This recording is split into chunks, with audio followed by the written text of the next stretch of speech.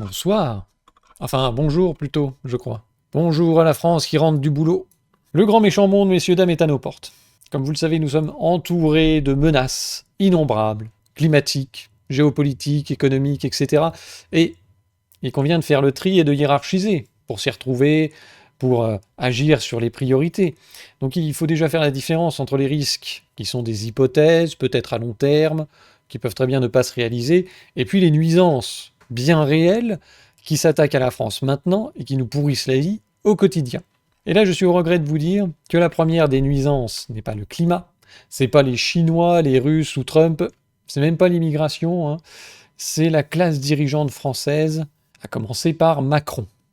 Pour vous en convaincre, s'il en est encore besoin, puisque je pense m'adresser quand même à des gens qui sont à peu près conscients des problèmes, mais il y a peut-être un ou deux boomers égarés par ici, on va faire un tour d'horizon de ces fameuses nuisances, qui sont même parfois des trahisons de Macron, par rapport à son devoir de président, et sans être exhaustif, parce que ce serait quand même beaucoup trop long. Tout ça va nous permettre de bien dégrossir le sujet. Mais avant toute chose, il faut que je vous fasse une annonce. Vous avez peut-être vu passer des shorts sur la chaîne, j'ai fait quelques essais. Alors ça a plu à certains, un peu moins à d'autres, parce qu'il y a les notifications, et puis comme j'en balançais 3 par jour, c'était peut-être un peu excessif, mais ça va continuer, donc il faudra faire avec. Je vais voir si je peux désactiver les notifications pour les shorts. En tout cas, les retours sont plutôt bons. C'est une nécessité pour essayer de faire découvrir la chaîne au plus grand nombre, et aussi à la communauté déjà existante, puisque régulièrement les gens se plaignent de ne pas être au courant de la publication des nouvelles vidéos. Donc en multipliant les shorts à chaque fois, en général, vous avez quand même plus de chances d'être mis au courant par YouTube de la sortie d'une nouvelle vidéo. Si vous n'avez pas vu passer la vidéo, vous verrez passer le short, vous dites « Ah tiens, il y a un truc ». Et donc dans cette optique, j'ai aussi ouvert un TikTok.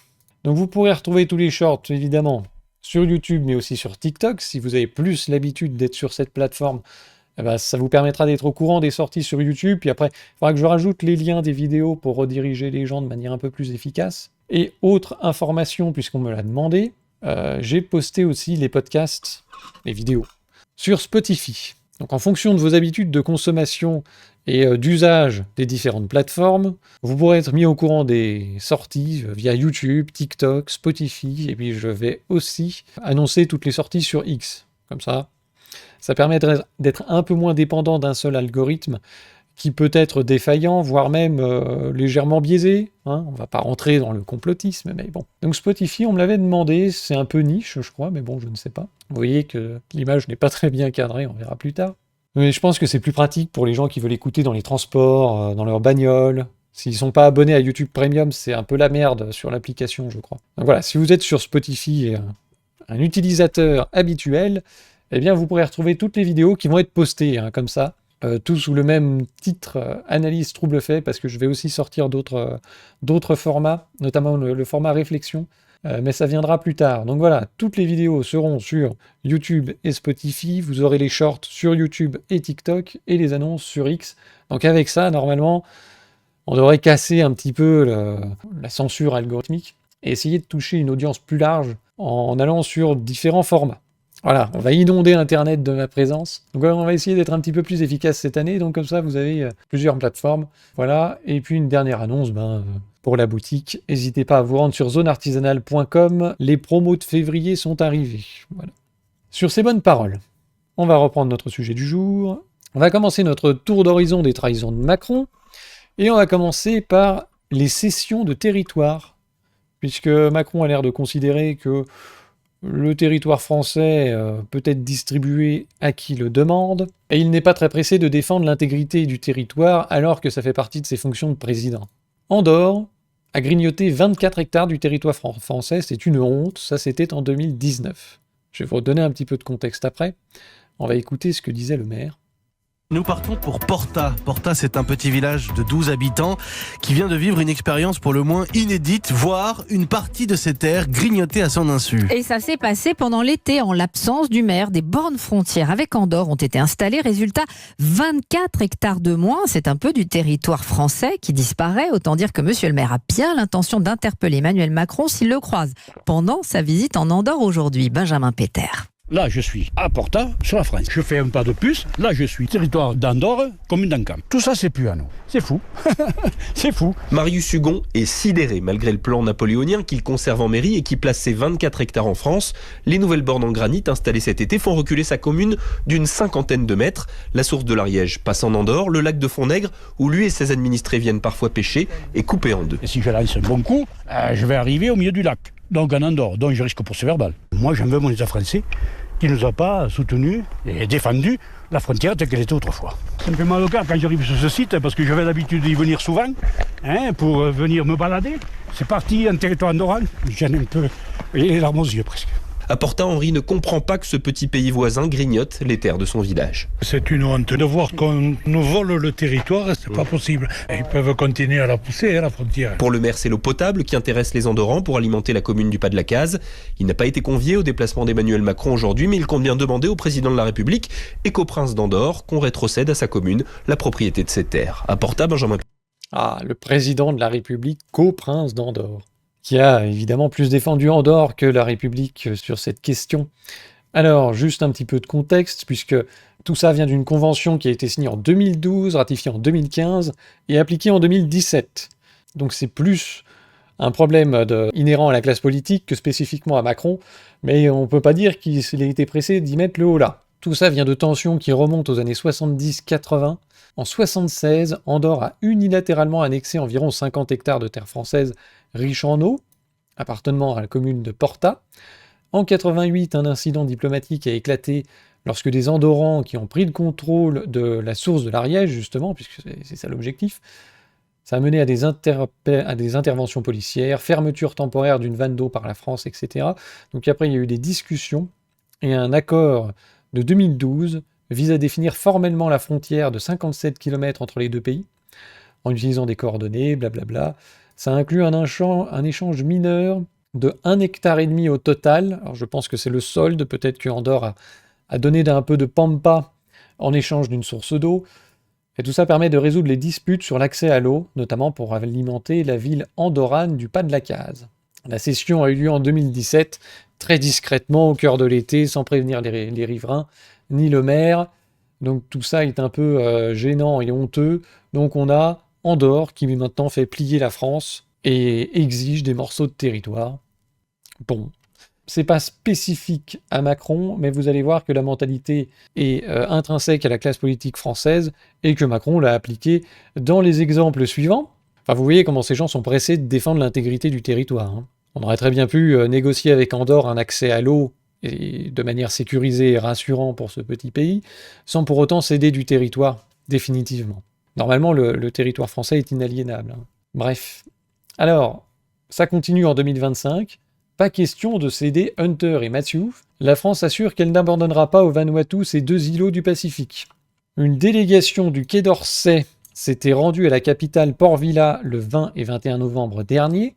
De nouvelles discussions vont avoir lieu au cours du premier trimestre, cette fois à Paris. Donc là, c'est en ce moment. Des discussions, pourquoi ? Ah, ça a déclenché une polémique sur fond d'accusation de cession de territoire, mais quel est l'objectif sinon, de toute manière ? Alors, il n'a jamais été question de céder ces îlots, tranche une source diplomatique. Le différend a été abordé en 2023 par Macron quand il s'est rendu au Vanuatu. Le président s'était engagé à identifier une solution rapide et pragmatique et un dialogue ouvert. À part leur dire d'aller se faire foutre, moi je vois pas trop quelle autre solution pourrait être pertinente. Et alors là, c'est drôle parce que le dossier est sensible politiquement car le FLNKS, mouvement indépendantiste kanak de caractère radical, on va en parler, mouvement indépendantiste en Nouvelle-Calédonie, a signé en 2009 un accord avec Port Vila qui reconnaît implicitement le rattachement de ces deux îles en raison du droit coutumier immémoriaux. Je ne savais pas que le FLNKS dirigeait la Nouvelle-Calédonie et avait mandat pour signer des trucs avec des pays étrangers. Évidemment, on va s'apercevoir que le Vanuatu est un peu piloté par la Chine, tout comme le FLNKS, comme par hasard. Aucune renonciation à notre souveraineté n'a été évoquée. Lors du déplacement du chef de l'État, la France appuie une solution de co-développement sur la pêche et la recherche scientifique. Un co-développement réciproque. On peut venir pêcher au Vanuatu, on peut venir faire de la recherche scientifique. Pourquoi est-ce que le Vanuatu s'intéresse précisément à ces deux îles ? L'enjeu est considérable, bien que ces terres soient inhabitées, ces deux îles. Voilà, ils permettent d'avoir une zone économique exclusive importante. La France étant la deuxième puissance maritime, je crois même que c'est la première. Elle bénéficie autour de ces deux îles de 350 000 km² de territoire marin. C'est la moitié du territoire français, métropolitain. Un territoire potentiellement riche en ressources halieutiques et minérales. C'est aussi une zone traversée par des câbles sous-marins de communication. Derrière la revendication du Vanuatu, faut-il y voir l'ombre de la Chine, dont les appétits sont importants dans la zone? Il me semble même que la Chine a une base au Vanuatu, et que le Vanuatu est plus ou moins maintenant l'affidé des Chinois, tout comme le FLNKS, mais bon. Le Vanuatu serait potentiellement sensible à Pékin, pourrait éventuellement offrir des concessions de pêche à la flotte chinoise. Voilà. On n'a pas cédé le territoire, mais c'est le Vanuatu qui donne des autorisations de pêche à la Chine, quoi. Ou alors ce seraient des bateaux chinois repeints aux couleurs du Vanuatu qui viendraient pêcher. Visiblement, la France qui prétend faire contrepoids, il faut se battre contre la Chine, etc., contre les ingérences étrangères, quand il y en a une qui est évidente aux yeux de tout le monde, ils sont prêts à, non pas céder le territoire, mais comme on disait, rentrer dans un dialogue constructif et pragmatique. Alors tout ça fait écho aussi aux ingérences étrangères qui ont lieu en Nouvelle-Calédonie, notamment le rôle de l'Azerbaïdjan qui a soufflé sur les braises des émeutes en 2024. Tout ça a été parfaitement documenté, diffusé dans un reportage de complément d'enquête aussi sur France 2. Sur le plateau de télé, le ministre de l'Intérieur des Outre-mer, Gérald Darmanin, dénonce un deal d'une partie des leaders indépendantistes calédoniens avec l'Azerbaïdjan, puisque alors l'Azerbaïdjan voulait juste faire chier la France qui soutient l'Arménie dans le conflit entre l'Azerbaïdjan et l'Arménie. Donc l'Azerbaïdjan s'est dit on va aller foutre le bordel dans les territoires d'outre-mer français. Selon le député Renaissance, Sacha Houlier, co-auteur d'un rapport en question sur les ingérences étrangères, en ce qui concerne l'Azerbaïdjan, c'est quasi public, ça se passe au su et au vu de tout le monde. Réaction officielle de la France, rien. Ils ont protesté. Ils ont dit il faut que vous arrêtiez, c'est pas gentil. Ils n'ont pris aucune sanction contre les gens qui sont manifestement des traîtres aux intérêts de la France, entente avec des puissances étrangères, etc. Il faudrait mettre tout ça en tôle. Non, il faut que vous arrêtiez, c'est pas gentil. L'Azerbaïdjan, ils ont quand même monté le BIC. Voilà, autre motif d'inquiétude pour le gouvernement, le voyage de Mikhail Fourest à Bakou. Depuis plusieurs années, le leader kanak s'affiche avec d'autres élus indépendantistes dans les congrès du Bakou Initiative Group, le BIG, créé en 2023 à l'initiative du dictateur azerbaïdjanais. L'un de ses objectifs, contribuer à la dénonciation du néocolonialisme français. On voit comment tout ça est instrumentalisé pour foutre le bordel en France. Peut-être d'ailleurs avec la complicité de quelques idiots utiles de la gauche. Les congrès du Bakou Initiative Group réunissent des militants indépendantistes de Guadeloupe, Martinique, Guyane, Nouvelle-Calédonie, Corse. Cette conférence fait l'objet de clips diffusés sur les réseaux sociaux. C'est la même technique que celle qui est appliquée pour faire des révolutions colorées par les États-Unis en Ukraine ou en Russie. Là, en ce moment, ils utilisent justement ce genre de truc. Comment l'angle de la décolonisation de l'Empire russe, de l'Empire chinois, sur la base de minorités ethnico-culturelles, linguistiques. Ils prennent ces minorités, ils les mettent dans des groupes d'influence de ce type-là, qui font des rencontres régulières pour discuter de l'avancée, pour aller critiquer le colonialisme russe, chinois. Donc là, ici, c'est français, et puis c'est juste un prétexte pour faire des divisions. La réaction de Macron à tout ça, on n'en a pas trop entendu parler. Est-ce que ça s'est réglé discrètement? Je ne crois pas. Est-ce que les gens qui vont au Bakou Initiative Group là, sont surveillés? Est-ce qu'il y a eu des sanctions, quelque chose? On n'en sait rien. Laissons les choses se dérouler. Alors justement, sur la Calédonie, je ne vais pas trop m'apesantir là-dessus parce que faudrait faire plus qu'un documentaire, un rapport complet sur ce qui se passe en Nouvelle-Calédonie en repartant de l'histoire aussi. Il y a Asselineau qui a fait une vidéo qui me semble être assez bien résumée. Moi, je ne vais pas trop rentrer dans le détail, puisqu'il faut quand même admettre qu'on ne nous parle pas beaucoup des territoires d'outre-mer dans l'Hexagone. Mais en tout cas, les dernières évolutions, c'est les accords Bourgival et Élysée-Oudinot. Donc Bourgival, c'était juillet 25, et Oudinot, c'est là au début de l'année, ça a été signé. Et ça fait suite à un processus d'indépendance qui a été engagé suite à des heurts dans les années 70, je crois, où la France avait dit, écoutez, on calme un peu le jeu, on laisse passer 20 ans pendant lesquels la France, en quelque sorte, va essayer de montrer patte blanche à la Nouvelle-Calédonie. Et puis, à l'issue de tout ça, quand tout se sera un petit peu calmé, on fera des référendums sur l'indépendance de la Nouvelle-Calédonie. Et tout ça s'est passé avec 3 référendums et avec un corps électoral gelé aux années 70. Je n'ai plus la date exacte, 78, je ne sais plus. Et donc c'est uniquement les Kanaks qui ont voté à ces 3 référendums, dont le dernier était en 2022, je crois, peu importe, tout récent. Par 3 fois, les Kanaks ont répondu non à l'indépendance. Ce qui a un petit peu embêté certaines élites parisiennes, hein, la caste pédo-mondialiste, apparemment il faut l'appeler comme ça maintenant, puisque de Paris, les territoires d'outre-mer, ça leur casse les couilles. Ils sont dans la construction européenne maintenant, donc on n'a vraiment pas d'intérêt à subventionner ces territoires, puisqu'ils sont des gouffres à pognon, en fait. Hein. Aussi parce qu'ils sont abandonnés, on préfère donner du fric plutôt que d'avoir une politique de développement, n'est-ce pas? Guyane, Mayotte, La Réunion peut-être un peu moins, mais Nouvelle-Calédonie, c'est des pertes sèches pour le budget de la France, hein. Même la Corse. Et donc, de Paris, ils se disent, oh, on a vu dans le tableur Excel que ça rapportait pas grand-chose, on préférait dégager tout ça et puis faire l'Europe, n'est-ce pas? Donc, malgré les 3 référendums qui consacrent l'intégration de la Nouvelle-Calédonie dans la République française, eh bien, Macron a signé ces accords Bourgival et puis ensuite Élysée-Oudinot, qui, vous allez le voir, intègrent un processus d'indépendance rampant. Tout est prêt pour engager ce processus et il suffirait qu'il y ait un petit peu d'adhésion nationale pour qu'à tout moment, on avance vers l'indépendance de ce territoire de la République qui a voté par 3 fois pour rester dans la République. On va voir tout ça. Alors, contenu de l'accord. On va voir juste les principaux points assez rapidement. D'abord, l'accord prévoit la création d'une organisation institutionnelle pérenne désignée comme État de la Nouvelle-Calédonie, inscrit dans la Constitution française, et susceptible d'une reconnaissance internationale. Donc d'une différenciation entre l'État France et l'État calédonien. Déjà.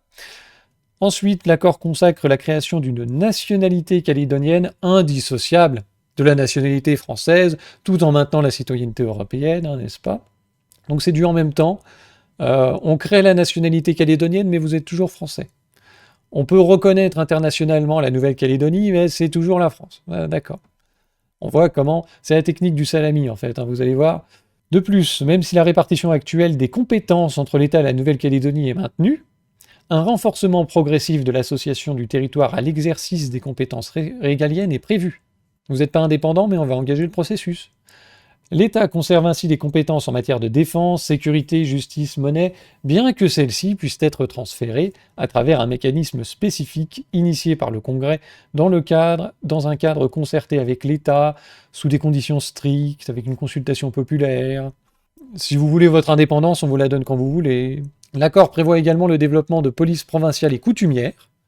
Hein, on voit ici la reconnaissance du droit coutumier qui était l'argument du FLNKS pour donner les îles au Vanuatu, un rôle accru des autorités coutumières en matière de médiation et de prévention, ainsi qu'un effort important de formation des cadres calédoniens destinés à exercer à terme des responsabilités régaliennes. Oui, c'est de la trahison, totalement. Et c'est même de la trahison vis-à-vis des Kanaks, qui ont voté 3 reprises, encore une fois, dans des référendums qui n'ont pas fait l'objet de contestations particulières, pour rester dans la République française. Alors ça continue, ça c'était en 2025, et en 2026, il a signé un nouvel accord qui va encore plus loin. Donc l'accord réaffirme l'identité kanak, blablabla. Ensuite, constatant les effets divisants des référendums binaires prévus par l'accord de Nouméa, l'accord redéfinit l'exercice du droit d'autodétermination. On ne s'est pas débarrassé de vous avec notre processus prévu dans les accords de Nouméa, on va redéfinir le droit à l'autodétermination parce que manifestement vous n'avez pas bien compris. C'est quasiment ça. Hein. Celui-ci s'exprime désormais par la possibilité durable de transfert progressif des compétences de l'État vers la Nouvelle-Calédonie, y compris régalienne, selon des procédures consensuelles avec des majorités renforcées, blablabla. Vous voyez où ça va? C'est un processus rampant d'indépendance, c'est la technique du salami. Alors, il y a des compétences qui sont... C'est comme pour l'Union européenne. Pour démanteler l'État français, on transfère des compétences vers le haut à l'Union européenne et vers le bas aux régions qui sont... je ne sais pas si c'est toujours d'actualité, mais qui sont destinées à devenir des euro-régions, pilotées directement par Bruxelles, Et donc l'État français, l'échelon France, est vidé de sa substance. Donc là, c'est pareil. On vide la France de sa substance, on transfère les compétences régaliennes à la Nouvelle-Calédonie, et puis on en transfère d'autres au niveau des provinces. L'accord fait de l'attractivité économique un objectif central du redressement du territoire. Il renforce le rôle des provinces comme échelon principal du développement économique, en prévoyant une révision et un élargissement de leurs compétences. Donc à la fin, la France ne décide de plus rien finalement en Nouvelle-Calédonie, et il n'y aura plus qu'à faire un constat. C'est d'ailleurs ce qui est prévu. Un suivi régulier du processus de décolonisation est prévu. Rien qu'en écrivant ça, la France reconnaît qu'elle est en état de colonisation presque illégale en Nouvelle-Calédonie, ce qui est stupéfiant. Donc on fait un suivi, on fait des bilans à chaque mandature, et en cas de transfert complet des compétences régaliennes, les partenaires devront redéfinir la relation entre la Nouvelle-Calédonie et la France. Une fois qu'on aura tout transféré, il n'y aura plus qu'à constater l'indépendance de la Nouvelle-Calédonie. Dernier point, les partenaires affirment que la future loi fondamentale avec un L majuscule de la Nouvelle-Calédonie pourra couvrir un champ étendu. Et alors là, attention, c'est du macronisme. Dans le respect de la hiérarchie des normes, point, il souligne que le législateur organique ne devra pas limiter excessivement ce champ afin de garantir le principe d'auto-organisation des institutions calédoniennes. Donc la hiérarchie des normes s'applique dans la loi fondamentale, sauf si cela limite le principe d'auto-organisation des institutions calédoniennes. Donc tout ce qui fait obstacle finalement à l'indépendance de la Nouvelle-Calédonie est considéré comme une limitation excessive et peut s'affranchir de la hiérarchie des normes. Macron offre sur un plateau la possibilité à tout moment, pour la Nouvelle-Calédonie, de prendre son indépendance par des transferts de souveraineté vicelard, petit à petit, et contre l'avis des populations. C'est de la haute trahison. Il y a des gens qui ont été exécutés dans l'histoire de France pour moins que ça. C'est la fuite de Varennes, ce truc, c'est pareil. Quand ils ont trouvé les lettres de Louis XVI dans son placard, et qu'on s'est aperçu que le roi discutait avec les puissances étrangères contre le peuple, et ben ça, c'est exactement ça. Donc bon, est-ce que ce serait pas le moment de ressortir la guillotine ? Tout ça s'intègre, comme je le disais, dans un cadre général d'abandon des territoires d'outre-mer. C'est-à-dire, parfois, dans les banlieues, ils pleurnichent, on s'occupe pas de nous, etc., alors qu'ils sont noyés dans la subvention. Depuis Paris, rien n'existe quasiment, en dehors de Paris intramuros pour l'élite pédomondialiste. La province est traitée avec mépris et complètement abandonnée, et plus loin que la province, les territoires d'outre-mer, ils sont complètement oubliés. On se souvient de Valls, qui d'ailleurs a été ministre des Outre-mer et a participé aux négociations avec la Nouvelle-Calédonie de 2005. C'est lui qui a signé, il était ministre. Et ce gars-là situait la Réunion dans le Pacifique. Macron expliquait que la Guyane était une île. Enfin, ça en est là, faut le rappeler. Et alors Mayotte est un territoire particulièrement abandonné, laissé à une espèce d'invasion migratoire de Comoriens et d'Africains de tout genre, qui s'empilent là-dessus dans des conditions misérables, ce qui crée une surpopulation, et ils viennent pour profiter des avantages de la France. C'était bien la peine de nous casser les couilles avec la décolonisation, mais bon. Le petit remplacement, oui. Et alors, comme ils sont très hypocrites, ils ont fermé l'espace aérien, enfin les voyages entre Mayotte et la France. Les immigrés peuvent venir à Mayotte, mais ils n'ont pas le droit d'aller en France. Donc ça crée un goulot d'étranglement, un bouchon, une impasse, où tous les problèmes s'empilent sur une petite île, qui maintenant a des problèmes d'eau courante, qui a de graves problèmes de sécurité, parce qu'il y a beaucoup de gamins errants. Il y a eu la tempête Chido, dont on pensait qu'elle aurait fait énormément de morts, puis finalement, il y en a quand même 40, mais c'était complètement détruit. Il y a beaucoup de sans-abri. Tout ça est laissé à l'encan. Alors ça coûte une fortune à la France, Mayotte, puisque tout est subventionné. Je crois que les infirmières qui vont à Mayotte, parce que c'est le bordel là-bas, vous pouvez être payé 7, 8 ou 9 000 euros par mois, mais ils y vont 3-4 mois, parce que les conditions de sécurité et de travail sont telles que tu es rincé, quoi. Enfin, c'est ce que j'avais entendu, qu'il y avait un énorme turnover du personnel là-bas, qui sont surpayés justement pour gérer ce merdier. Il y a énormément de pertes en ligne aussi, d'emplois fictifs dans les administrations. J'ai eu le MEDEF, pour l'anecdote, le MEDEF Mayotte a été exclu de l'organisation MEDEF pour des problèmes de transparence sur l'utilisation des fonds, ce serait pas clair. Donc le gars a été sommé d'arrêter d'utiliser la marque MEDEF pour son organisation patronale douteuse. Bon, j'avais fait une vidéo sur Mayotte, si vous voulez aller la voir. C'était un peu il y a longtemps, mais c'est toujours d'actualité. Donc Macron ne défend ni la souveraineté de la France, ni l'intégrité du territoire. Et ça continue avec les entreprises, puisque la souveraineté passe aussi par la capacité à produire un certain nombre de choses. Et non seulement Macron ne défend pas les intérêts économiques de la France, mais c'est pareil pour les entreprises stratégiques. Rien qu'en 2022, on a pu voir que sur 325 dossiers de rachat d'entreprises considérées comme stratégiques, 131 ont été acceptés, sont concernés par ces rachats. L'entreprise Excelia, fabricant de composants notamment pour le Rafale, racheté par l'américain EICO. Voilà qui va permettre d'assurer l'indépendance de la France. Il faut savoir que les États-Unis ont passé une loi, le fameux ITAR, qui fait une liste d'un certain nombre de composants fabriqués aux États-Unis, qui donne droit à l'administration américaine d'un droit de regard permanent sur les composants et leur utilisation et la vente ensuite de matériel qui contiennent ces composants. Ce qui veut dire que si le Rafale contient un élément couvert par ITAR, donc du matériel américain, eh bien, les États-Unis s'arrogent le droit d'interdire les ventes de Rafale. Et donc on donne ça, dans ce contexte-là, on donne ça à des entreprises américaines. Il faut être complètement con. Ou acheter, mais ça c'est différent. Ce qui m'a fait marrer aussi, c'est le spécialiste de l'électricité verte Plume, passé dans le giron du 5e plus gros fournisseur britannique d'électricité et de gaz, Octopus Energy. J'en avais parlé, Octopus Energy, dans une vidéo un petit peu discrète. Après avoir subventionné le nucléaire, on donne l'électricité à prix subventionné à 42 € le mégawattheure, vous connaissez l'arnaque, à des soi-disant entreprises, des soi-disant fournisseurs d'électricité, qui sont gavés d'électricité nucléaire à bas prix, qui vous la revendent plus cher, et donc tout ça va finir dans la poche d'un fournisseur d'une entreprise britannique. C'est génial. Et alors en plus, Octopus Energy, j'en avais parlé dans une vidéo, puisque eux, ce sont les chantres de la privatisation du marché de l'électricité, dont l'apothéose consiste à proposer des abonnements à tarification variable à l'heure. Vous avez sur votre téléphone le prix de l'électricité en permanence qui s'affiche, qui varie en fonction des cours, et donc ils vous promettent de faire des économies et de maîtriser vos dépenses d'énergie, en vous permettant de choisir quand vous utilisez ou non l'énergie en fonction du prix, heure par heure. Donc avant de lancer une machine, vous allez regarder si les éoliennes tournent, si les panneaux solaires tournent, que vous avez un bon prix sur l'énergie, et bien vous allumerez ou non l'aspirateur, la machine à laver, une vie de merde quoi en gros. Et donc c'est ça la finalité de la privatisation de l'électricité.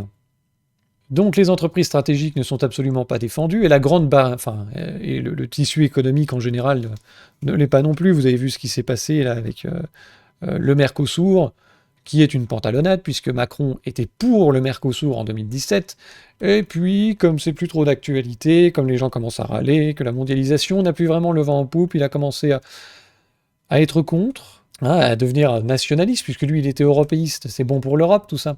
Puis il s'est rendu compte on lui a peut-être expliqué que c'était surtout bon pour l'Allemagne, mais il a prétendu s'opposer à l'accord. Tout ça, c'est de la pitrerie, puisque tout le monde savait très bien que c'est pas lui qui décide, que c'est von der Leyen, qui a donc signé l'accord, qui s'est torché le cul avec les contestations de Macron, qui dans la foulée est allé signer un autre accord avec l'Inde, puisque l'Union européenne a le monopole de la signature d'accords commerciaux, de la politique commerciale extérieure, pour être plus précis. Donc tout ça est abandonné, donc on s'en fout. C'est la grande braderie, c'est la libre circulation des mouvements de capitaux aussi qui permet à tout le monde d'acheter des entreprises françaises, du terrain, tout ce que tu veux, de l'immobilier, de spéculer avec, de le revendre, d'en faire ce qu'ils veulent. Et tout ça n'est absolument pas défendu. Vous pouvez pas faire ça dans tous les pays du monde. Alors la grande braderie continue sur les dernières pépites de la France, sur les derniers atouts. L'Allemagne propose que la France cède son siège au Conseil de sécurité à l'Union européenne. Les propositions de l'Allemagne. Bon, c'est osé, hein. Vice-chancelier Olaf Scholz. Pour lui, la France devrait céder son siège permanent. Une proposition difficilement acceptable pour Paris et extrêmement complexe sur le plan juridique. Et alors, vous avez le chantage à l'Union européenne. Si nous prenons l'Union européenne au sérieux, l'Union devrait également parler d'une seule voix au sein du Conseil de sécurité, a affirmé Olaf Scholz. Donc là, c'est quasiment du chantage. Si tu m'aimes bien, tu dois faire tel truc. Vous savez quoi en penser, hein, quand vous entendez ça, c'est des trucs de pervers. Alors pour tenter de faire accepter cette idée à la France, Olaf va plus loin en proposant en contrepartie le poste distinct de chef de la délégation de l'Union européenne auprès des Nations Unies, qu'il revienne de manière permanente à un Français. Donc en apparence, ce sera français, dans les faits, le fond de ce qui sera porté à l'ONU sera évidemment décidé par l'Allemagne, puisque ce truc n'est que le 4e Reich, comme on va le voir. Évidemment, tout ça pose problème, puisque les seuls membres des Nations Unies sont des États, et l'Union européenne n'en est pas un. Par ailleurs, les membres permanents sont désignés par la charte de l'institution. L'amender est politiquement inconcevable. Donc les Allemands ont dû essayer de trouver une porte de sortie. Macron était pas spécialement contre, hein. C'est pour l'Europe. Il était tellement peu contre qu'il a même signé l'année suivante le traité d'Aix-la-Chapelle. Que contient vraiment l'accord, justement ? Puisqu'on parle du siège de l'ONU, alors c'est pas une cession du siège, mais c'est un partage. Les deux États procéderont à des échanges de personnel de haut rang, ils établiront des échanges au sein de leur représentation permanente auprès des Nations Unies, en particulier entre leurs équipes au Conseil de sécurité. Donc il y a des Allemands maintenant qui vont venir participer dans les discussions au Conseil de sécurité. Les Allemands n'y sont pas toujours, parce qu'il y a les membres permanents, puis il y a les membres tournants. Donc comme ça, il y a toujours des Allemands au Conseil de sécurité via la représentation française. Les deux États coopéreront étroitement au sein de tous les organes de l'ONU, donc y compris le Conseil de sécurité, et les deux États s'engageront à poursuivre leurs efforts pour mener à terme des négociations intergouvernementales concernant la réforme du Conseil de sécurité de l'ONU, l'admission de la République fédérale d'Allemagne en tant que membre permanent du Conseil de sécurité est une priorité de la diplomatie franco-allemande. Il n'est plus question de l'Union européenne. D'abord parce que c'est pas un État, ensuite parce que, sous couvert d'Union européenne, l'Allemagne fait avancer ses intérêts nationaux, comme d'habitude. Alors bien sûr, la presse nous a expliqué que tout était du complotisme et que tout ça était parfaitement normal, mais le traité d'Aix-la-Chapelle est un acte de collaboration comme on n'en a pas vu depuis les années 40. Ça, c'est un truc qui a été un peu oublié, mais c'est un traité quasiment unilatéral, profitant à l'Allemagne, où la France offre tout un tas d'avantages aux Allemands qui ne sont pas réciproques. L'Allemagne n'ayant pas grand-chose à offrir de toute façon. Il y avait aussi le projet l'idée de faire avancer l'Alsace en collectivité européenne qui finirait dans le giron allemand. Là aussi, la défense de l'intégrité et du territoire et de la souveraineté s'est passée à la benne avec la question des eurorégions, puisque Macron a toujours soutenu ce processus de démantèlement de l'État en eurorégion, piloté par Bruxelles et donc par l'Allemagne. Et en particulier en Alsace, c'est particulièrement scandaleux, mais ça rappelle les heures les plus sombres de notre histoire. Alors, l'Allemagne a fait ce qu'elle a pu, a obtenu tout ce qu'elle a pu sur l'ONU, malgré le fait que elle ne puisse pas obtenir un siège direct, elle a au moins un siège indirect, et elle est rentrée dans les valises françaises, dans les équipes, pour visiblement influencer les décisions, et pour au moins tout écouter, avoir une influence. Alors elle continue avec la dissuasion nucléaire.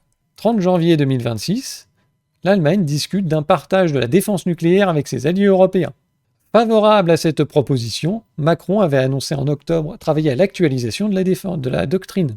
Tout ça se fait bien sûr sans renoncer au bouclier nucléaire américain. Berlin souhaite le renforcer par le partage des armes avec les deux pays européens qui en possèdent. Parce que visiblement, les évolutions des relations entre les États-Unis et l'Allemagne avec Trump, ça a tendance à se déliter un petit peu.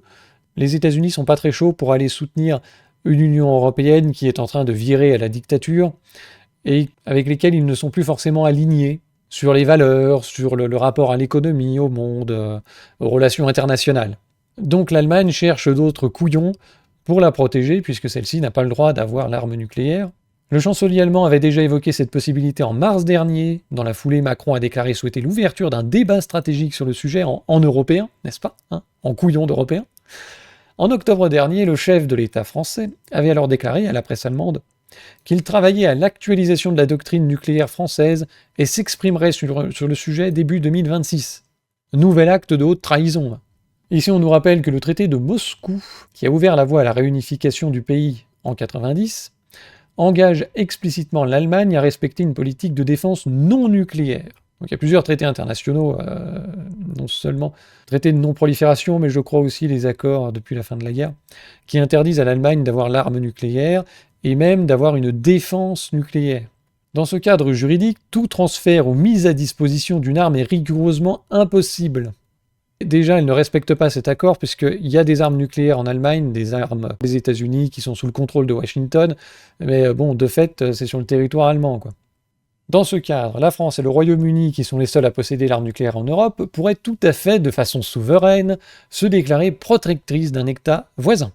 On va maintenant protéger les Allemands de leurs conneries.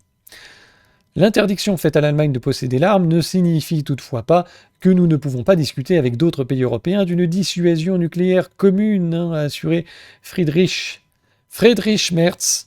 Ces discussions sont en cours. Elles ne sont pas non plus incompatibles avec le partage d'armes nucléaires avec les États-Unis. Des déclarations reprises dans la foulée par le président de la Commission parlementaire de la Défense, Thomas Rohrlöfkamp, qui appartient comme Merz à la CDU, le parti de centre-droit. Faute de pouvoir détenir l'arme en propre, l'Allemagne dispose de capacités techniques nécessaires au développement d'une arme européenne, a-t-il souligné. Ah, c'est génial, hein. On change d'échelon, c'est plus allemand, c'est européen. On a le droit. Nous ne possédons ni missiles ni ogives, mais nous bénéficions d'un avantage technologique significatif que nous pourrions mettre au service d'une initiative européenne commune. Voilà, l'Union européenne, c'est le nationalisme allemand, avec un drapeau bleu aux étoiles d'or, donc c'est bon, ce truc, c'est le 4e Reich. Tous ceux qui travaillent maintenant au développement de ce machin sont des collabos, en fait. Donc on va offrir notre dissuasion nucléaire en échange de visiblement rien du tout, puisque nous sommes la grande famille européenne, et visiblement l'Allemagne va pouvoir se permettre de faire certaines choses sur le plan international, tout en étant couvert par tout un tas d'armes nucléaires des États-Unis, du Royaume-Uni, de la France, en échange de quoi, en fait. Et je vois pas trop comment on pourrait s'engager à défendre un État sans avoir le mot à dire sur la politique étrangère de cet État au minimum. On voit bien comment certains pays de l'Est, notamment des petits États baltes, bombent le torse depuis qu'ils font partie de l'OTAN et se permettent toutes sortes de provocations vis-à-vis de la Russie en disant de toute façon on s'en fout, la Russie nous attaquera jamais, on est dans l'OTAN. Mais bon, c'est pas allemand, c'est européen, c'est pour l'Europe. Alors on continue, puisque justement, la construction du Saint-Empire germanique du 4e Reich est faite sur fond français, et les États étant dépassés, la France est trop petite, etc., il faut tout sacrifier à la construction de ce merdier, et ça passe par exemple par la guerre de l'Empire, la guerre en Ukraine, qui est une guerre pour l'extension de l'Union européenne. Hein. On nous disait que l'Europe c'est la paix, etc., allez dire ça aux Ukrainiens. Enfin bon, ils sont dans les cimetières, donc l'Europe est saignée déjà par le budget européen, puisqu'on lâche 24 milliards d'euros par an pour le budget courant, auquel s'ajoute tout un tas de financements de programmes divers, et notamment la guerre en Ukraine. Donc ici, on est sur le groupe du Kiel Institute qui fait référence en matière de compilation des informations de financement. Vous pouvez voir ici le financement trimestriel des États-Unis en bleu, de l'Europe en mauve, depuis le début de la guerre, donc c'est tous les trimestres. Depuis l'arrivée de Donald Trump, il n'y a plus une thune qui est versée par les États-Unis à ce merdier qu'ils ont participé à déclencher. Et donc c'est les couillons d'Européens qui payent. Vous pouvez voir d'ailleurs que l'Europe a claqué 187 milliards dans cette connerie et s'engage maintenant, comme on va le voir, à une nouvelle enveloppe, pendant que les États-Unis ont arrêté de financer ce merdier. Les États-Unis ont été intelligents puisqu'ils ont essentiellement envoyé du soutien militaire, ce qui a permis de faire de la rotation du stock et en fait de renvoyer l'argent vers les États-Unis, parce que la plupart du matériel, ils l'auraient changé, donc ça permet de vider les stocks dans une cause utile.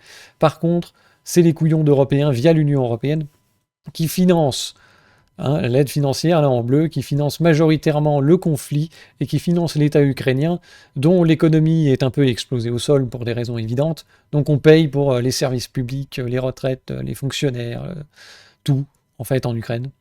C'est majoritairement l'Union européenne qui paye. Est-ce qu'on a le soutien des différents pays? Je crois que c'est ici. Voilà, France, 3e contributeur du merdier ukrainien. 7,5 milliards en dépenses directes, notamment du matériel militaire, et puis le financement, 14,5 milliards, donc un total de 22 milliards d'euros engloutis dans cette connerie de guerre pour l'élargissement de l'Empire. Donc là, il y a du pognon pour ça c'est pas un souci. Et ça continue avec un nouveau prêt de 90 milliards d'euros, puisque maintenant les États-Unis ne donnent plus de sous. Et ça, c'est juste pour 2026-2027. Donc 45 milliards d'euros par an est envoyé par l'Union européenne maintenant pour soutenir l'Ukraine, avec des fonds versés progressivement, évidemment en échange d'une soumission complète et de réformes, etc. Si vous croyez que vous défendez la souveraineté de l'Ukraine face à la Russie, regardez quand même comment l'Union européenne respecte la souveraineté de l'Ukraine. Mais bon. Initialement, une grande partie des États membres, des États européens, souhaitaient utiliser les actifs russes immobilisés sur le vieux continent pour financer l'effort de guerre ukrainien. La Belgique a refusé, obligeant, c'est pas seulement la Belgique, en fait, c'était une connerie monumentale qui aurait probablement accéléré la destruction de l'euro, mais bon, c'est pas grave. Donc les dirigeants européens ont dû trouver une autre solution qui a pris la forme d'un prêt. Et il va être financé par l'émission d'une dette commune, le budget de l'UE servant de garantie pour les investisseurs. On va prêter de l'argent à l'Ukraine, à la fin c'est vous qui payez. Alors il y a les intérêts qu'il faut payer entre-temps. La Hongrie, la Slovaquie, la République tchèque, qui s'étaient opposées à cette nouvelle contribution, seront totalement exemptés de toute obligation financière, y compris le paiement des intérêts annuels. Donc la France, pesant pour à peu près 20% de ce merdier, on va garantir quelque chose comme 20 milliards de prêts, et puis on va payer 20% des intérêts, puisque c'est payé par le budget. Les montants des intérêts, justement, devraient se monter à hauteur de 3 milliards d'euros par an. Quant au prêt lui-même, il ne sera remboursé qu'une fois que la Russie aura versé des réparations de la guerre à l'Ukraine. Donc jamais. Et quand bien même la guerre s'arrêterait, que la Russie donne des réparations, ça n'arrivera pas. Comment est-ce que l'Ukraine va pouvoir rembourser ? Le pays est éclaté au sol, vous croyez qu'ils vont rembourser en euros ? Donc, ça va être une dette perpétuelle qui va être roulée en permanence et on va payer chaque année 3 milliards d'euros d'intérêts. La France va en payer 20%. C'est 500 millions d'euros qui est balancé par la fenêtre chaque année pour toujours. On va voir un petit peu ce que ça représente. Alors, où va passer le pognon ? L'accord prévoit que les 2/3 de l'argent servent à acheter du matériel militaire, tandis que 30 milliards restants sont dédiés au soutien des finances publiques ukrainiennes via une aide macroéconomique. On paye les services publics en Ukraine, les retraites, les fonctionnaires, l'éducation, la santé, et en même temps on fait des réformes en France parce que vous comprenez, il faut faire des économies pour rééquilibrer le budget. Mais on trouve 90 milliards pour l'Ukraine. Et alors les 2/3 sur le volet défense, c'est toujours le merdier européen habituel.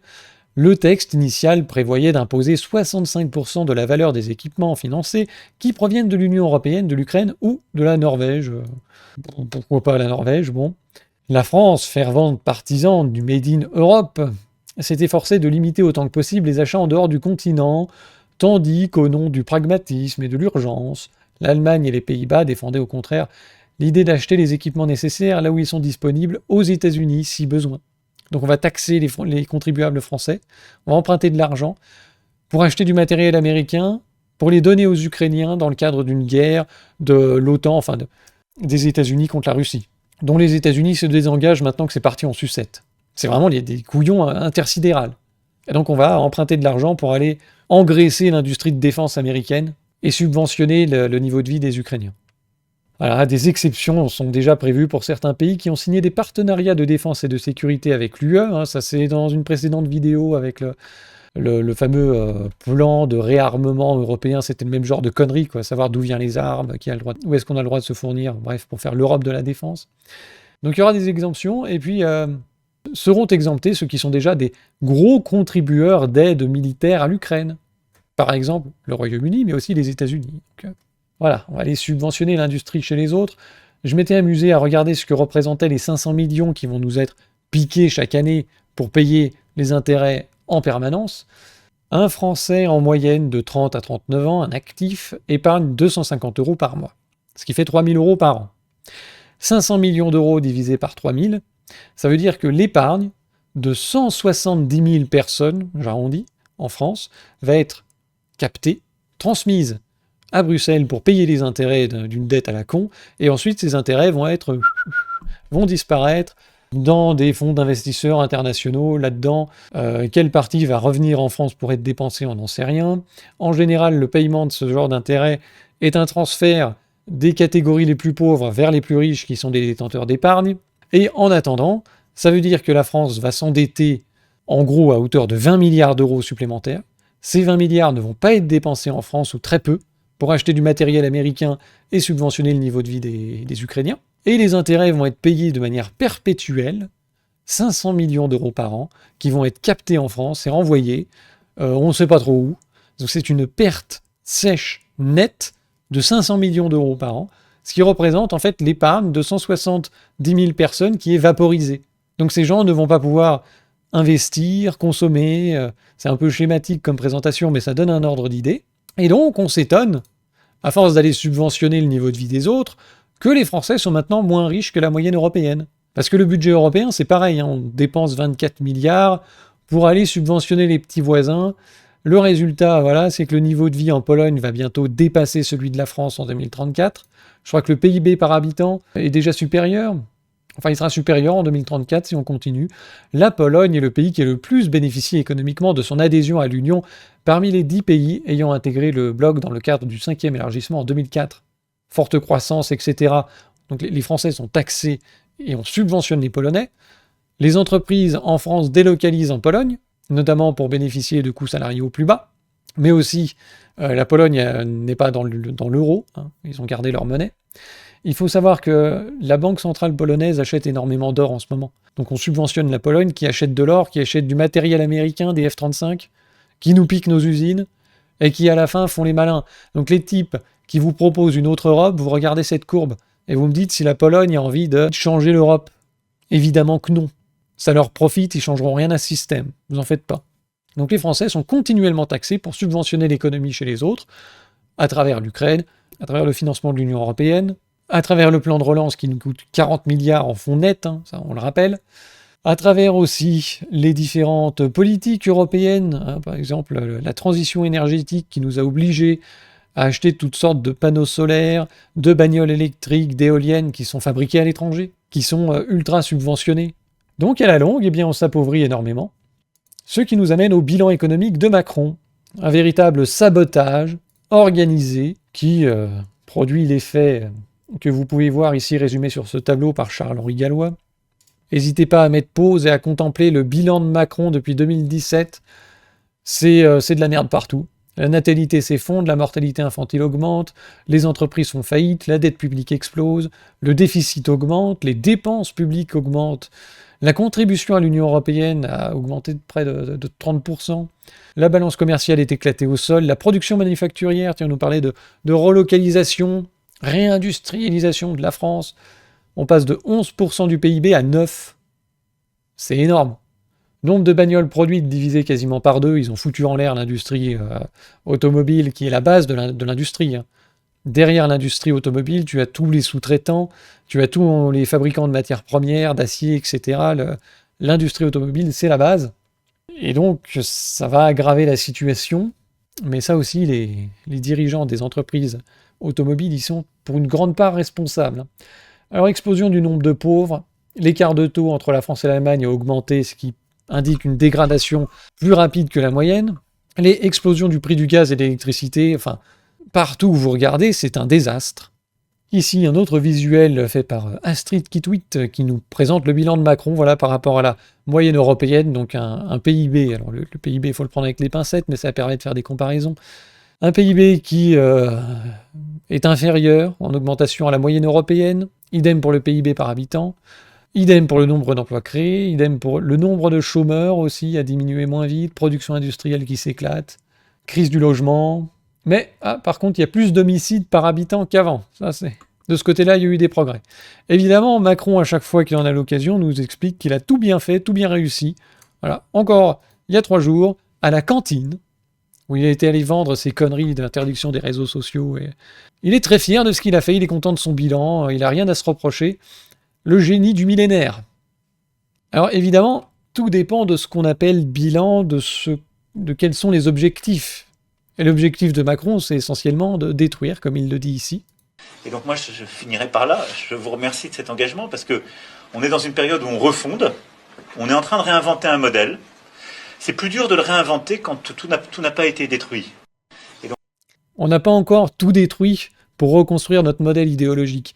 Alors ça, c'est un truc qu'il avait sorti dans un contexte post-Covid, de réinvestissement dans la santé, de rénovation des services publics, n'est-ce pas ? Et le système n'étant pas totalement éclaté par terre, effectivement, c'est plus compliqué de refaire quelque chose, de transformer quelque chose, c'est plus dur que de repartir d'une page blanche. On peut l'interpréter comme ça, mais ça traduit aussi une mentalité un petit peu plus large de ce genre d'individus, qui sont des tarés idéologiques, qui ont une vision de la société et qui ne cherchent pas à atteindre des objectifs concrets sur le plan de la santé, de l'emploi, du développement, de l'économie. Ils veulent, c'est presque communiste, ils veulent agir sur les superstructures et c'est censé produire un bienfait. Donc on va faire l'Europe et tous nos problèmes seront réglés. On va faire du néolibéralisme, c'est-à-dire l'État qui organise la concurrence dans la société, et tous les problèmes se régleront tout seuls. Je penche plutôt sur cette interprétation, c'est-à-dire qu'il faut tout péter pour recréer notre modèle idéologique qui permettra de vivre dans un monde merveilleux.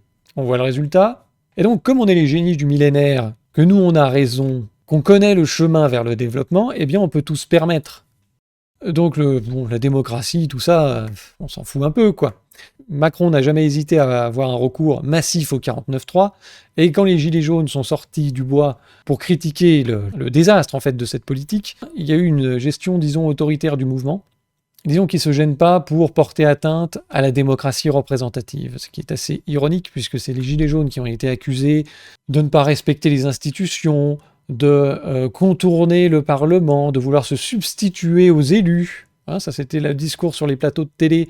Or, les Gilets jaunes, et c'est peut-être un peu leur erreur, se sont tournés vers le gouvernement, vers les institutions, en leur disant « on a des problèmes, on est de plus en plus déclassés, on voit que les services publics se délitent, que le pays va dans le mur, il faut changer de trajectoire, il faut changer de logiciel, là, il y a un truc qui ne va pas ». Les Gilets jaunes faisaient précisément le jeu de la démocratie représentative, en se tournant vers leurs représentants, et en manifestant. Et c'est Macron qui a refusé d'écouter les Gilets jaunes, qui a essayé de les embobiner avec des grands débats et puis des cahiers de doléances qu'on finit à la poubelle.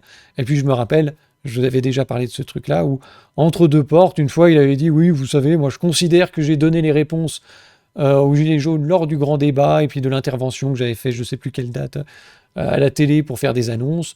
Voilà, maintenant s'il y en a qui continuent à manifester, il faut savoir qu'il n'y a plus de débouché politique. » Et il avait dit ça, je le cite textuellement.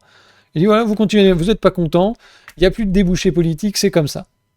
On avance, c'est l'idéologie, c'est la construction européenne, on a raison, vous êtes des cons et vous avez tort, et donc on impose notre agenda, notre vision des choses.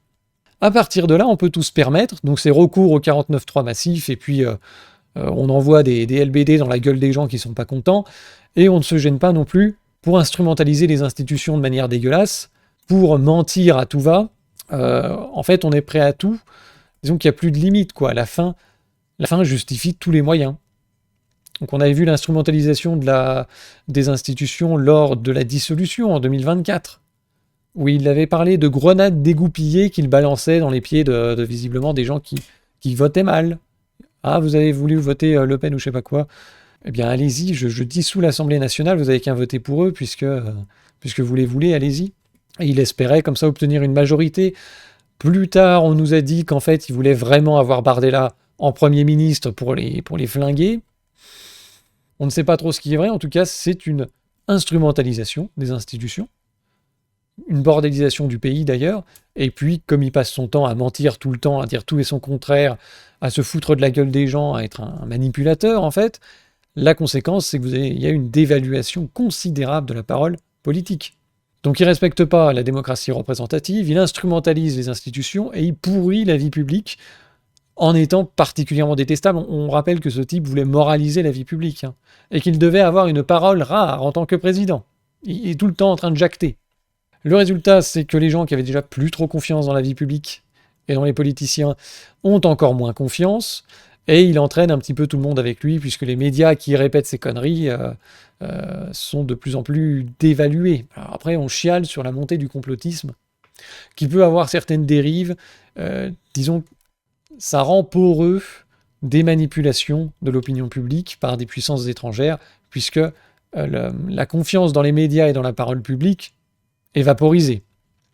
Le résultat, c'est aussi une tentative continuelle de censure des médias, puisque tout discours discordant ne peut être que de la maladie mentale, du complotisme ou de l'ingérence. Vous êtes contre l'Union européenne, vous êtes un poutiniste. Vous êtes contre la guerre en Ukraine, vous êtes un poutiniste, etc. D'ailleurs, Epstein, même, c'est Poutine, tout est Poutine maintenant. Dès qu'il y a un truc qui contrevient à la doxa ambiante, c'est les Russes. C'est les Russes, c'est les Chinois, faut pas y écouter, puis c'est complotiste. Voilà, terminé. Donc, il cherche depuis le début de ses mandats, à contrôler les réseaux sociaux. Alors, ça a été à travers les fake news, à travers des lois sur la liberté d'expression dans les médias qui ciblaient essentiellement les médias alternatifs, hein, pas ceux qui lui cirent les pompes. Il s'agit en fait de créer un environnement législatif qui permet de criminaliser les discours discordants, taxés de complotistes, d'appel à la haine. On peut mettre un peu tout ce qu'on veut là-dedans. Ce que je viens de faire, là, actuellement, c'est un appel à la haine contre le gouvernement. Je les critique. Vous avez la haine contre eux, c'était un appel à la haine, terminé. Il y a eu aussi, maintenant, c'est les ingérences, et puis maintenant, c'est la protection des mineurs, et puis ce sera encore autre chose demain. Donc tous les prétextes sont bons pour essayer de créer un contexte de censure, de toute pensée différente. Et tout ça constitue un sabotage des institutions, de la démocratie, de tout, en fait, de la vie publique, de la parole politique, de la crédibilité des médias, des institutions. Enfin, il salope absolument tout, ce mec. Ça se répercute aussi à l'international. Là aussi, même méthode. Il dit tout et son contraire, donc d'évaluation totale de la parole de la France à l'international. On l'avait vu aussi avec la séquence avec Poutine. Rencontre Poutine, une photo étrange, où Poutine avait montré un peu la distance qu'il avait eue. C'était en 2022, où Macron essayait de jouer les pacificateurs. Enfin, il discutait avec Poutine, il a fini par divulguer les échanges privés qu'il avait eus au niveau international avec Poutine pour se foutre de sa gueule. Enfin, le résultat, c'est que maintenant, Poutine ne discute même plus avec lui. C'est terminé. C'est d'ailleurs vrai de la plupart des dirigeants européens qui sont des couillons à la botte des États-Unis, donc autant discuter directement avec les Américains. Macron s'est fâché avec tout le monde au niveau international, il s'est fait chasser de toute l'Afrique. La Chine le traite comme un guignol, c'est d'ailleurs vrai des autres couillons d'Européens. J'avais vu Keir Starmer, qui a fait un petit voyage en Chine, personne ne l'a reçu. Il a fini par visiter la cité interdite au milieu des autres touristes, comme si c'était le Pékin moyen. Donc pareil, quand Macron va en Chine, il est reçu par le N plus 40 000, enfin le N moins 40 000 plutôt de l'administration. Xi Jinping ne fait pas le déplacement, il rentre par la petite porte. Pareil, quand ils sont allés voir Trump, ils sont rentrés par l'arrière-cour. Enfin, tous ces gens sont décrédibilisés, et à commencer par Macron, qui dit tout et n'importe quoi, qui tient des propos absurdes, qui crée d'ailleurs des conflits diplomatiques, parfois, notamment en Afrique. Au début de son mandat, il y avait eu des petits soucis. Alors ça, c'est pour Macron. Tout ça a été renforcé par notre magnifique première dame. Ah, ça valait le coup de créer un poste. Puisqu'avant, ils tapaient dans la caisse. Alors après, ils ont dit, on moralise la vie publique, on tape dans la caisse, c'est du népotisme, mais c'est encadré. Voilà, vous verrez les factures de ce qu'on vous veut. C'est gentil. Et alors, l'apport majeur de Brigitte à l'international, c'est déjà le caractère pédophile de sa relation avec Macron, qui a un petit peu étonné toute la planète, quoi. Ils ont 30 ans d'écart, ils se sont rencontrés quand il avait 14 ans, disons, c'est louche.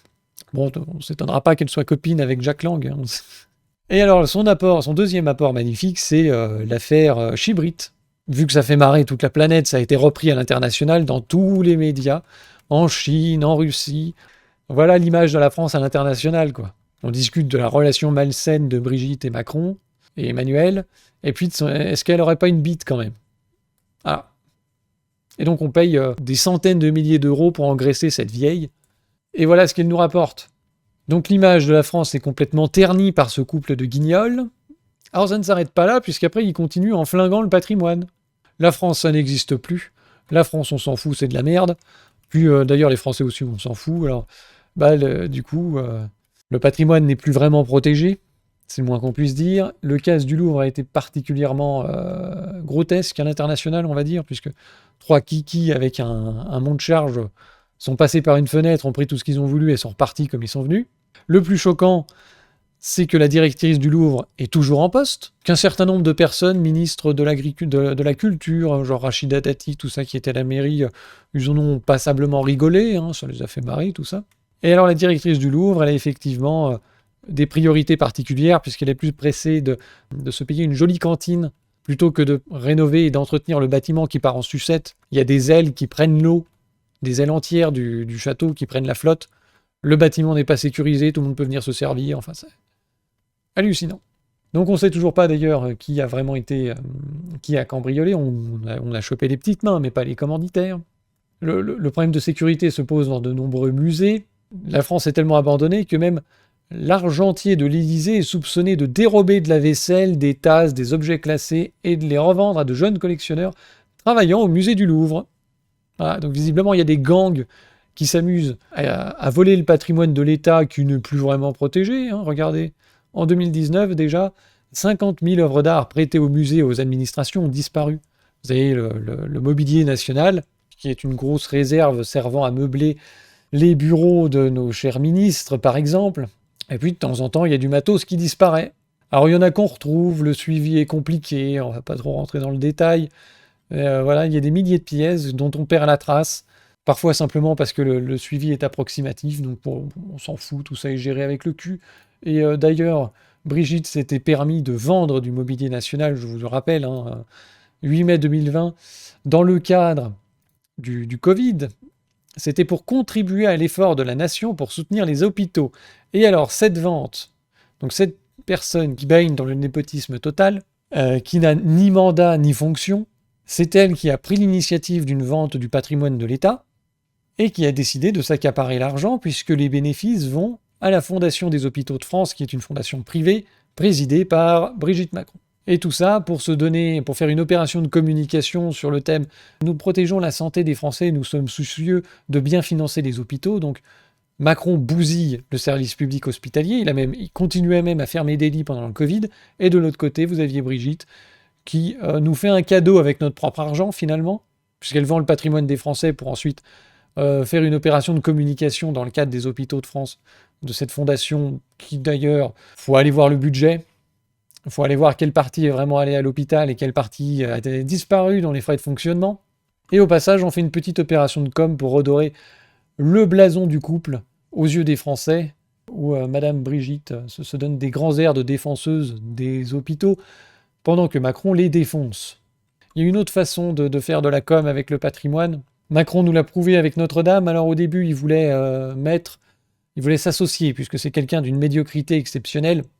Il veut s'associer à des grands événements populaires et à des choses positives aux yeux des Français. On se souvient pendant la Coupe du Monde à quel point il aimait aller faire des câlins aux joueurs sans arrêt, et se prendre en photo avec eux. Ils en avaient plein le cul de voir ce type débarquer dans les loges et faire des gros câlins à tout le monde. Et alors il a voulu faire pareil avec Notre-Dame et essayer de se grandir en s'associant à l'image et au prestige de ce monument. Donc il voulait laisser son empreinte en faisant un truc avec la flèche. La flèche était tombée, il en fallait une nouvelle, il s'est dit on va refaire la flèche. Il y a quand même des règles, heureusement, sur les monuments historiques. Il s'agit de reconstruire à l'identique, respecter les plans et tout ça. Mais il a fini par trouver un moyen avec les vitraux. Ça faisait longtemps apparemment, d'ailleurs le diocèse, les gens du diocèse sont un petit peu complices de la manœuvre parce qu'ils voulaient, paraît-il, des vitraux contemporains. Je ne sais pas quelle connerie. Enfin. Mais apparemment, c'est bien sur ordre de Macron qu'ils ont changé certains vitraux, alors que les anciens existent toujours. Ils ont été démontés, je crois, pour être nettoyés après l'incendie, mais ils n'ont même pas cassé. Mais Macron a décidé que ça ne lui plaisait pas, et donc on allait changer de vitraux pour passer sur des merdes, des trucs contemporains abominables, des choses comme ça. Non, je plaisante, ça c'est les parodies. Qui sont un petit peu partis dans des délires, ça aurait pu être un petit peu plus amusant. Bon, ça c'est des esquisses peintes. Il paraît qu'on se rend pas bien compte, parce que c'est pas du verre, parce que c'est pas fini, qu'il n'y a pas les jeux de lumière. Et voilà globalement la gueule des vitraux contemporains qui vont remplacer les vitraux de Viollet-le-Duc sur ordre de Macron qui voulait mettre sa petite patte sur l'édifice. C'est les vitraux voulus par Macron, comme certains, comme il y a la bibliothèque Mitterrand, comme il y a le centre Pompidou, eh bien il voulait les vitraux Macron. Voilà, c'est de la merde. Alors comme ça a un peu tourné au fiasco et que tout ça est d'un goût douteux, Macron a un peu mis son nom de côté et puis il accuse effectivement. Enfin, tout le monde se rejette la faute sur les autres, quoi. C'était l'objet de cet article, c'est pas moi, c'est l'autre. Il nous confirme bien que c'était sur demande du président de la République que ces merdes ont été commandées et vont être installées visiblement. Donc, bon, c'est que des vitraux, ça pourra toujours se remplacer, mais voilà la mentalité de Macron, quoi. Faut saloper le patrimoine. On le protège pas, on le vend, on fait des opérations de communication avec, c'est juste un marchepied, quoi. Alors tout ça nous amène à la conclusion. Qu'est-ce qu'on a vu aujourd'hui ? On a vu que Macron ne défend absolument pas l'intégrité du territoire alors que c'est son rôle en tant que président de la République. Il se fout complètement de la souveraineté française, hein. D'ailleurs pour lui c'est de la merde, faut passer au niveau européen, faut tout sacrifier pour l'Europe. Et pour ça il est prêt à abandonner aussi les atouts de la France à toutes sortes de prédations internationales, au nom de naïveté économique, géopolitique, sans borne, hein. Alors que ce soit le siège de l'ONU, voilà, au nom de la construction européenne, la protection nucléaire aussi, bientôt partagée avec les Allemands, les entreprises stratégiques qui sont cédées en échange de promesses bidons. Oui, on garde la souveraineté de la France, vous gardez les emplois en France, le siège, la production, oui, bien sûr. Alors non seulement d'ailleurs il laisse faire un certain nombre de choses, mais il est même proactif sur certains dossiers. Vous avez vu qu'il est tout à fait d'accord pour le partage de l'arme nucléaire avec les Allemands. De donner le siège à l'ONU, ça l'a pas forcément froissé. Donner la Nouvelle-Calédonie aux Chinois, parce que c'est comme ça que ça finirait, hein. L'indépendance de la Nouvelle-Calédonie, vous avez vu que c'est lui qui pousse derrière, il chie sur les référendums, sur la souveraineté, sur la démocratie, sur le souhait des Kanaks finalement, pour se ranger derrière une minorité manipulée par l'étranger, que ce soit l'Azerbaïdjan ou la Chine qui est derrière le FLNKS très probablement. Il ouvre grand la porte, là, à travers les 2 accords qu'on a vus, à une indépendance rampante de la Nouvelle-Calédonie. C'est de la haute trahison. L'économie au sens large, pas seulement les entreprises stratégiques, mais absolument tout, en fait, tous les secteurs sont sacrifiés sur l'autel de l'idéologie mondialiste. Et on dépense aussi des sommes considérables pour aller développer l'économie chez les autres, hein, en Pologne, en Ukraine, acheter des éoliennes à la Chine, et puis après, on comprend pas. La Chine s'est développée, on comprend pas pourquoi. Donc on va développer l'économie chez les autres, on défend la souveraineté chez les autres, à travers la construction européenne, la guerre en Ukraine, tout ça, mais chez nous, surtout pas, hein. Dès que Andorre nous réclame un accès à l'eau, oui, on vous donne tout le territoire, on vous donne tout. Donc voilà, on se lève un matin, puis à tout moment, on apprend qu'il y a des milliards qui sont débloqués pour financer Zelensky, pour financer les usines à la con, là aussi, dans le cadre de projets européens, les usines d'insectes, de batteries, la transition écolo. Pour ça, il y a des milliards, il n'y a pas de souci. Pour payer les amendes de l'Union européenne aussi, mais bon. Pour payer des projets européens divers, comme le plan de relance européen. Là, maintenant, c'est le plan d'indépendance pour la défense, qui servira à acheter du matériel américain. Et pendant ce temps, on fait des économies budgétaires. Il faut rentrer dans les cadres des 3%. C'est important, le sérieux budgétaire. Donc tout ça, les économies sont faites sur le dos des Français. Et on augmente aussi les impôts. Le résultat, c'est que le tissu économique se délite, puisqu'il y a du pognon qui sort de tous les sens pour aller financer les autres. Et les Français s'appauvrissent. L'un des grands succès de Macron. Donc vous êtes toujours plus pauvre grâce à Macron, grâce à cette politique. Il n'a aucune raison de changer. Il est très content de son bilan. C'est pour la mondialisation, c'est pour l'Europe. Il a aussi une autre caractéristique qui est de mentir et d'instrumentaliser les institutions de manière décomplexée, puisque lui, il a raison. Lui, il sait ce qu'il faut faire. Il est habité par une mission. Voilà, donc résultat, il détruit l'image de la France à l'international, il détruit le peu de confiance des gens dans la démocratie représentative, et il entraîne, comme je le disais, toute la classe politico-médiatique dans sa chute, mais en même temps, disons qu'ils font pas grand-chose pour freiner le mouvement, hein. On a tous les médias qui relaient ces conneries, enfin, tous ces couillons se serrent un petit peu les coudes, et participent de la même pantalonnade. Et on a vu aussi que comme c'est un être particulièrement médiocre, il n'hésite pas à instrumentaliser toutes sortes d'événements pour se grandir. Alors, j'ai cité la Coupe du Monde, mais aussi Notre-Dame. Voilà, il essaye de mettre son nom sur des vitraux, tout en abandonnant le patrimoine à son sort, avec des musées non sécurisés, avec du patrimoine qui est vendu par sa femme, on ne sait pas pourquoi, pour faire une opération de communication. Bref, j'aimerais bien qu'on me donne des exemples de trucs positifs qu'a fait Macron en 10 ans. Ça, c'est comme l'Union européenne quand il faut citer les trucs positifs. Le chargeur de téléphone... des conneries comme ça. Je rappelle quand même que le Mozart de la finance prétendait mieux gérer les comptes publics. C'est pire, c'est un désastre absolu, on n'a jamais vu ça. Il sera responsable de 50% de la dette publique. En 10 ans, il a fait la moitié de la dette. Il prétendait être le remède aussi à la montée de l'extrême droite. On va réconcilier les Français avec la politique, on va moraliser la vie publique, ça fera baisser l'extrême droite. Bon, c'est pire. Alors, on n'a pas vu de moralisation, on n'a pas vu non plus de simplification administrative. Ça devait être le candidat des entrepreneurs, Startup Nation et compagnie. Rien n'a été fait pour encourager l'entrepreneuriat. Il y a eu du pognon de dépenser dans toutes sortes de conneries tenues par des gens proches du pouvoir, souvent, hein. Et puis, comme je l'avais dit, les usines d'insectes, des choses comme ça. Le résultat, c'est que l'économie aussi va plus mal qu'avant. Les Français se sont appauvris. Mais même relativement au reste de l'Union européenne, on est à la traîne, donc c'est une catastrophe. La sécurité, ça s'est dégradé. Le niveau d'instruction, ça s'est dégradé, hein, c'est la cata. La santé s'est dégradée aussi. Maintenant, tous les mois, il y a des morts dans les hôpitaux à cause de délais d'attente. C'est des trucs qui n'existaient pas en 2017. Alors, s'il y en avait un, ça faisait la une des journaux et on se demandait ce qui s'était passé. Maintenant, c'est tous les mois, ça devient normal. Comme je le disais, les projets de réindustrialisation sont des délires hors sol qui sont tous en faillite. Usines d'insectes, les batteries, c'est en faillite. Les masques, hein, c'était la promesse du Covid, hein, on va se remettre à fabriquer chez nous les produits essentiels, blablabla. On va faire des masques. Sitôt que la Chine a réouvert les frontières et envoyé des masques, les règles des commandes publiques font qu'on va au moins cher, et donc toutes les entreprises françaises, les petites boîtes qui s'étaient lancées autour de la fabrication de masques, eh bien, toutes, sans exception, ont fait faillite, puisque les hôpitaux ont commandé en Chine. Est-ce que la France est maintenant plus apte qu'avant à faire face aux défis de notre temps? Ça veut un peu rien dire, mais pensez à n'importe quel défi de notre temps. La lutte contre le terrorisme, assurer la souveraineté, assurer la sécurité alimentaire, la sécurité en matériaux, en défense, faire contrepoids à la Chine, aux grands de ce monde. Non, on ne peut pas dire ça. Aujourd'hui, la France est moins apte sur tous les tableaux à défendre ses intérêts. Donc on peut dire que l'ennemi de la France aujourd'hui, ça risque pas d'être la Russie, la Chine, le climat, même les migrants. La personne qui porte le plus atteinte aux intérêts de la France aujourd'hui, c'est l'équipe de débiles mentaux qu'on a au pouvoir depuis 2017. Alors les précédents, c'était pas terrible non plus, hein. Malheureusement, Macron s'inscrit dans une continuité, et puis il y a une faute collective, il n'est pas tout seul. Malheureusement, les suivants seront probablement pires que Macron, faites attention.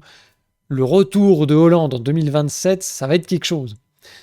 Donc Poutine, il n'a pas besoin de faire la guerre à la France, à l'Europe, à mener des déstabilisations, à faire je sais pas trop quoi en fait. Et il a juste à regarder cette bande de cons, bousiller leur pays par idéologie. Ah, ils pensent construire un super État qui va peser dans le monde à l'heure de la mondialisation, parce que les problèmes de Macron, c'est un peu le plus grave de l'équipe, mais c'est pareil dans tous les pays de l'Europe.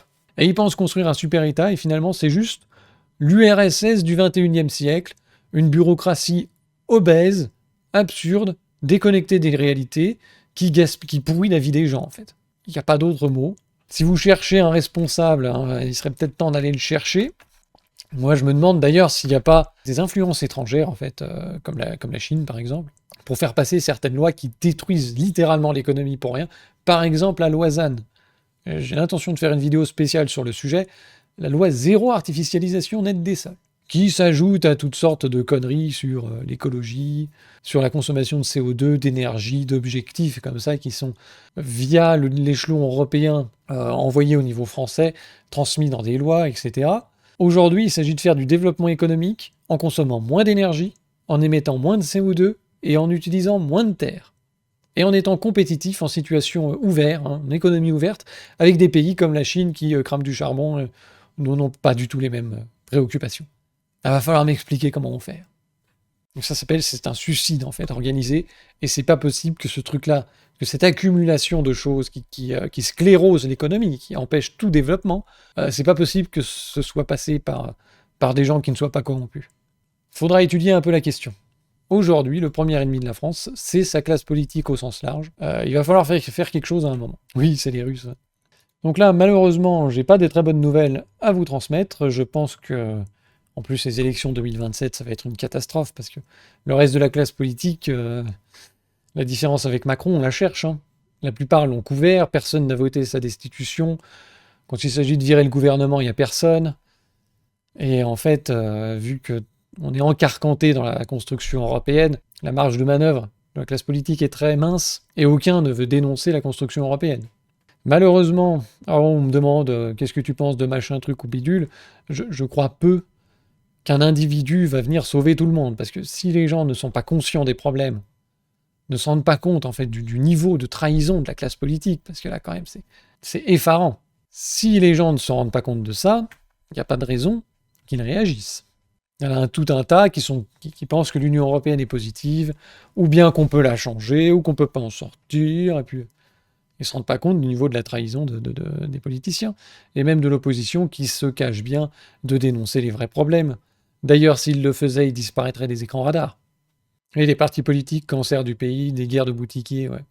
Là, il faut essayer de penser à la suite, parce que c'est pas la prochaine élection que les choses vont s'arranger, hein. Il faut complètement évacuer toute la classe politique française, tous ceux qui y ont touché, en fait, à l'échelon national, tous ceux qui ont été députés, ministres, ça dégage. Il faut changer le mode de scrutin, il faut changer la manière dont les élections sont organisées. Il faut peut-être aussi penser à faire de la politique sans partis politiques, qui sont des sortes de sectes, en fait, hein, qui dérivent tout le temps vers la petite communauté d'intérêts et la distribution de postes. Tout ça est un terreau à la corruption. Voilà, moi je trouve que, là ça parle Philippot, qu'est-ce que tu penses de machin, de trucs, de bidule. Il faut sortir de cette mentalité. Il faut avoir une démocratie plus directe, avec des représentants qui peuvent tourner, qui peuvent être élus, mais qui sont avant tout des techniciens presque, parce qu'on ne peut pas non plus voter sur tout et être expert de tout. Il en faut des représentants, mais peut-être avoir des gens plus sélectionnés sur leurs compétences que sur leur étiquette politique. Techniciens, pas technocrates. Oui, des gens de bonne volonté, hein, ça suffira. Avec une tête à peu près bien faite, on arrive toujours à comprendre les enjeux et puis à discuter, même quand on n'est pas expert d'un sujet. Donc voilà, tant qu'il n'y a pas un changement complet de système et une évacuation de la classe politique, il n'y aura pas de changement. Malheureusement, on ne pourra pas redresser la France. Aujourd'hui, il faut essayer, faut pas aller voir la prochaine élection ou peut-être qu'au prochain candidat, au prochain élu, ça ira mieux, au prochain gouvernement. Non, c'est terminé. Faut tous les dégager. Poubelle, et on change de système. Et aujourd'hui, la discussion sur Internet devrait porter là-dessus. Plutôt que sur la course de petits chevaux. Qu'est-ce que tu penses de Knafo? Et t'as vu, il y a Lisnard qui va être candidat, et puis... on s'en branle. On s'en branle. Ils sont tous pro-européens, globalement pour la mondialisation en général. Il n'y en a pas un qui veut une réforme des institutions. Ah, il y avait Mélenchon qui parlait de 6ème République, c'était pour faire la 4ème République. Des ébauches qu'on avait, c'était jamais très précis d'ailleurs, hein, mais c'était supprimer le rôle du président et puis avoir donner finalement beaucoup plus de pouvoir au Parlement. Et il appelait ça la 6ème République, le retour du peuple, surtout des représentants du peuple. C'était pas du tout une démocratie plus directe. Non, poubelle. Il faut sortir de tous ces schémas-là, en fait, il faut penser en dehors de la boîte et puis essayer de réfléchir justement de manière objective quel serait le système qui permettrait d'avoir un peu plus de levier d'action populaire, de pouvoir faire quelque chose, en fait, quand le pays part en couille comme ça, quand la vie politique est sclérosée de cette manière par des médias qui sont tenus par des milliardaires, qui promeuvent une certaine ligne politique, avec une classe politique de gens qui sont là, qui sont des médiocres la plupart, qui veulent la sous-soupe, qui veulent le bon poste, qui ne pourraient pas avoir ce genre de poste de prestige et de revenus dans le privé. Ils se feraient chasser à coups de pompe dans le cul parce qu'ils sont nuls.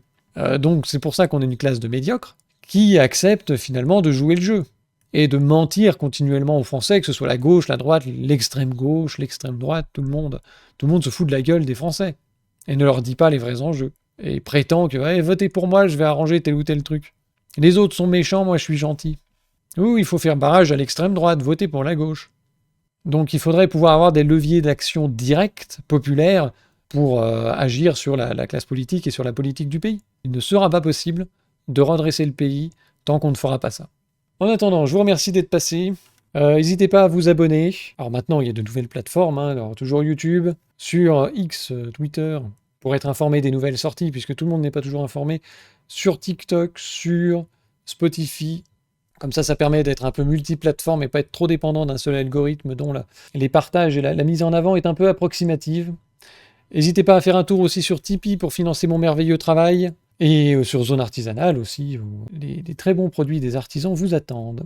Bonne soirée.